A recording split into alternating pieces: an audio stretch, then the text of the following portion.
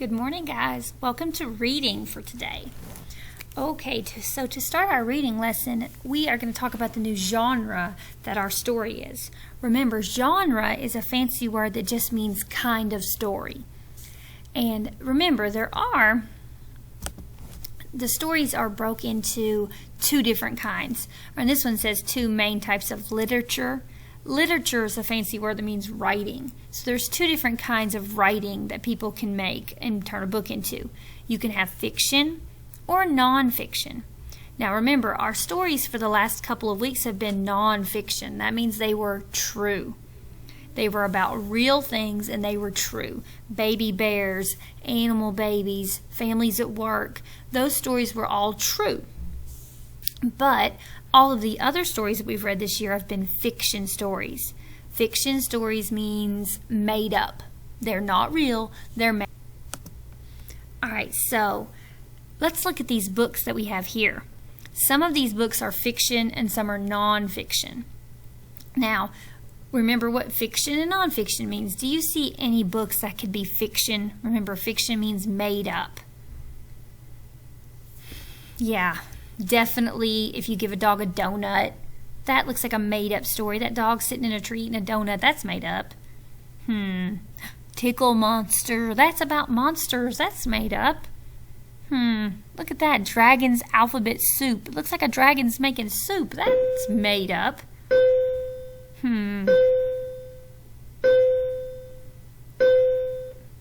What about Corduroy? Yeah, Corduroy, that bear walks around and talks. That's a made-up story. Those are fiction. Do you see any books that could be non-fiction? Remember, non-fiction means true. Yeah, there, look, baby bears. We just read Baby Bears last week. That was definitely a true story. That was true stuff about bears. Ooh, look at that one about the dinosaurs. Dinosaurs are real. That would be non-fiction. Ooh, there's one about sharks. That's a real story about nonfiction. Oh, A Butterfly's Life. That would be nonfiction. What about this one? It says the Lego Ideas book. It looks like it's a book about building with Legos. Would that be something that would be made up or would it be true?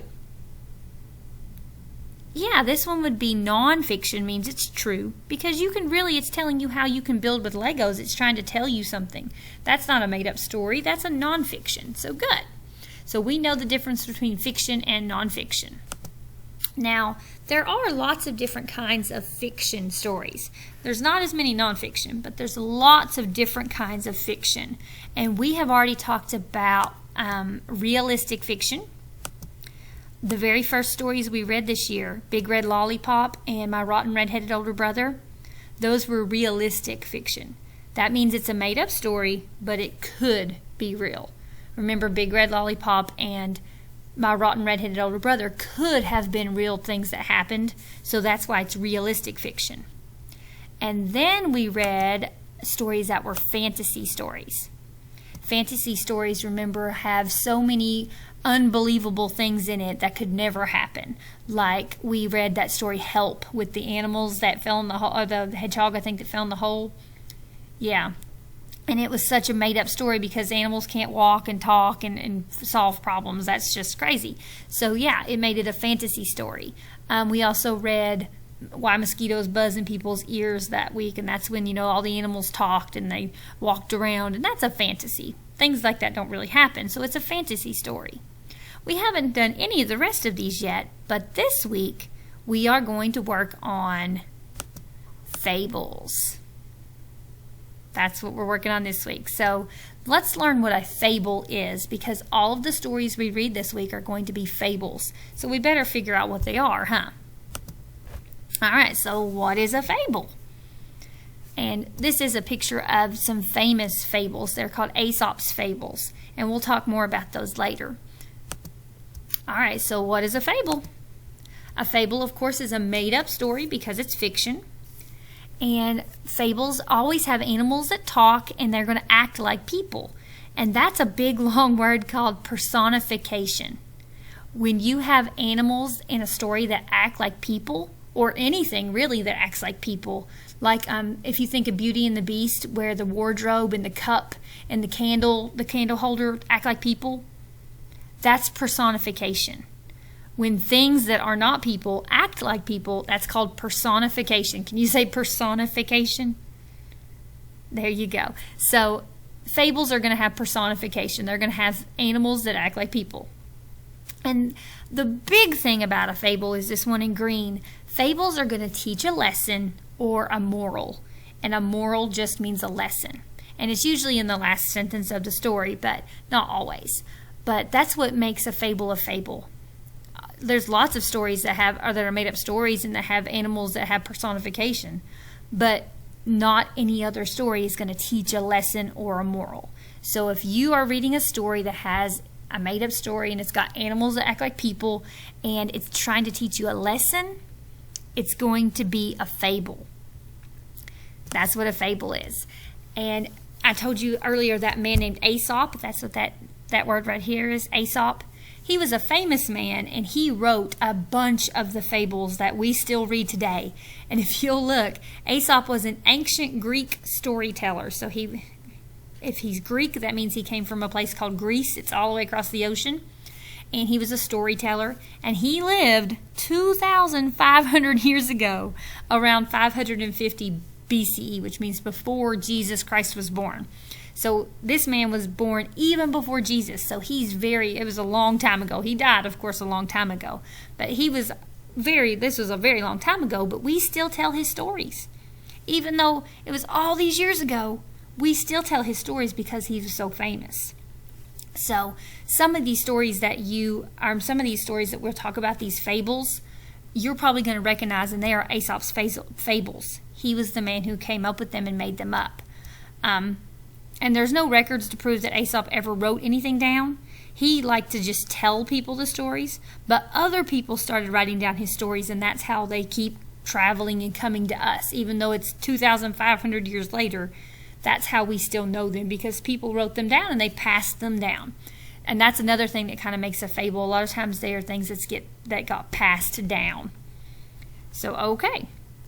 Now that we know what a fable is, remember, it's a made-up story. It has animals that often talk and act like people, which is personification.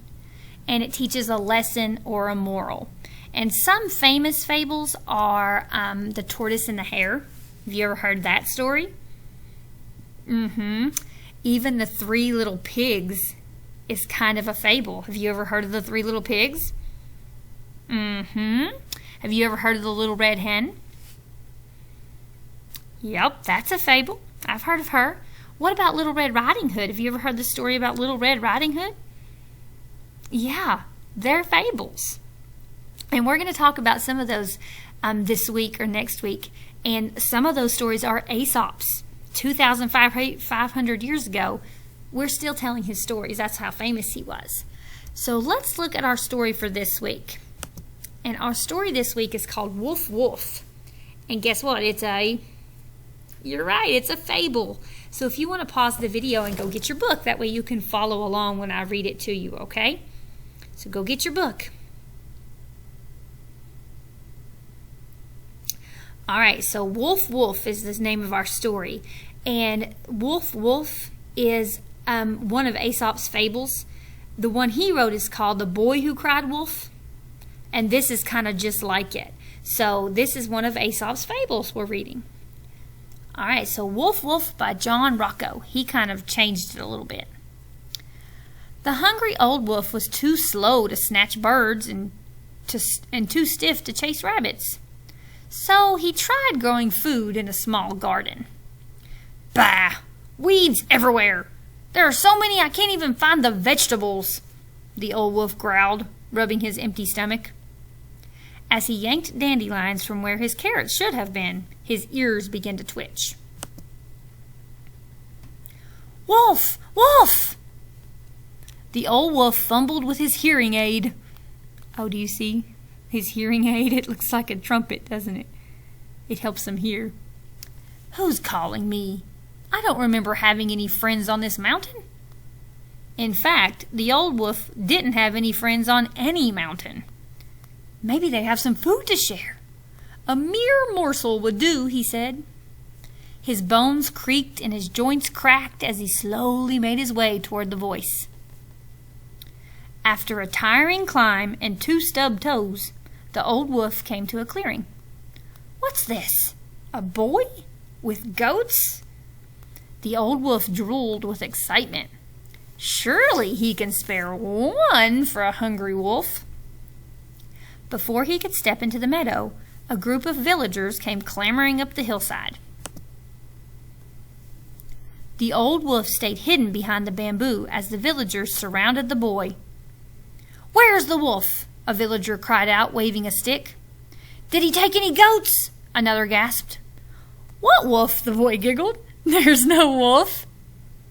"We ran up this hill for nothing," the eldest wheezed.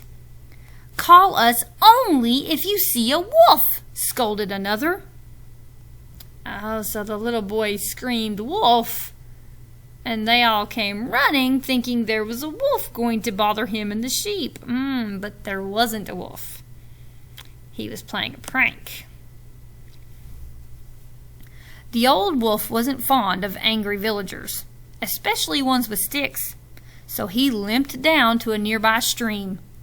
Kids, always playing tricks on old folks and old wolves. He groaned as he soaked his tired feet.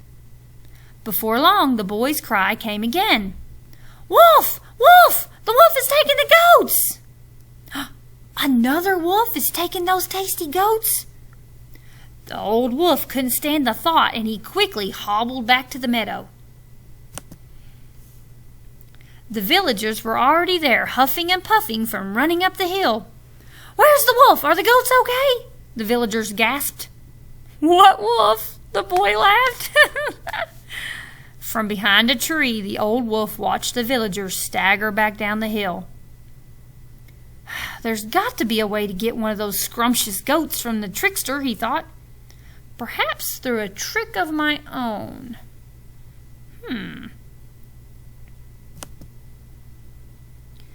The old wolf sat down to work out a plan and was soon snoring away and dreaming of mooshu goat and double goat dumplings.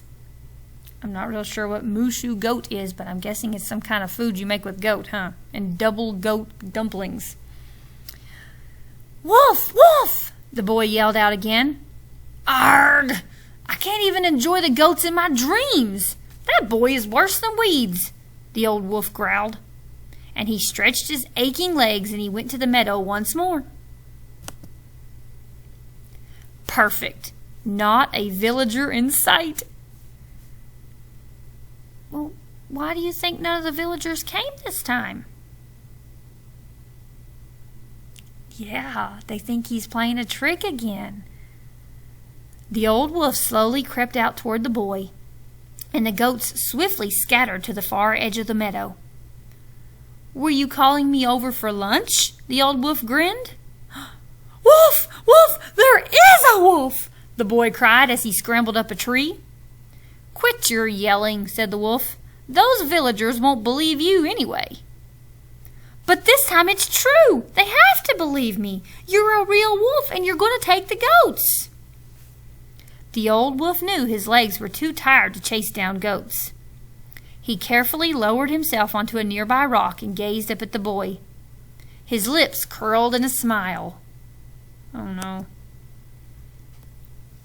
The villagers are only going to believe you if you really are missing a goat. I can help you with that, he grinned. "Just one goat?" The boy leaned forward on the branch. "I'm a picky eater. That plump one looks about right. But you have to bring it to me, because if I go over there, I might change my mind and grab them all." "Bring it to you?" the boy asked. "On the other side of the mountain," the wolf said. "You'll find a small garden and just tie it to the fence post there." And he started home. The next morning, the old wolf was overjoyed to see a plump goat nibbling away in his garden.